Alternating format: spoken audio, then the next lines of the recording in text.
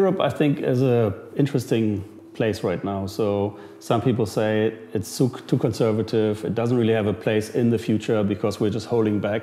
On the other hand, we have so many amazing companies, the hidden champions, if you will. There are companies, whether in Italy, in France, and in Germany, who have been around since 100 years.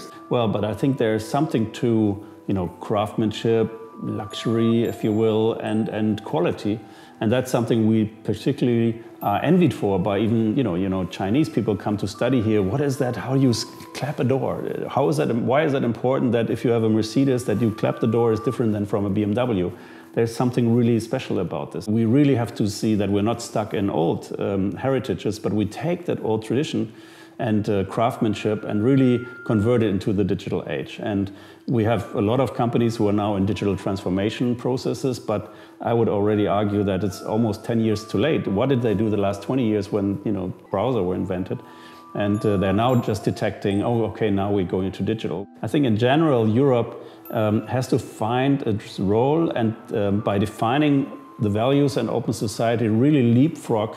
And that's what we argue. We have to develop collectively moonshots for Europe. So where do we want to go? What is a positive vision? What is something where people really say, well, it's going to be hard, but if we do this and this and this is what we want to achieve. And I think we have to stand for something and say, well, this is what we want as our values in the world, and this is what we want to protect and invest in.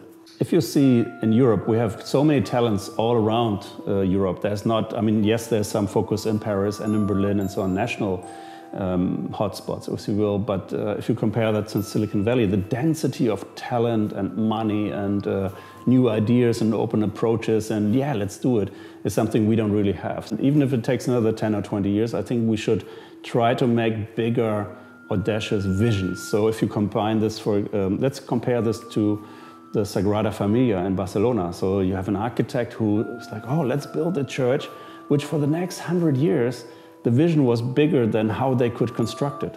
So now I'm asking, well, who has an idea now, which might take a decade or two in order to, build it, whether it's a society, whether it's a technology, or whether it's an open system, how we want to live and contribute and learn from each other. I think we need to think bigger. That's what we call moonshots. But I think we have to try harder to envision what we want, how do we want to live, what does Europe stand for, everybody around, and really see if that reflects, and then start building this.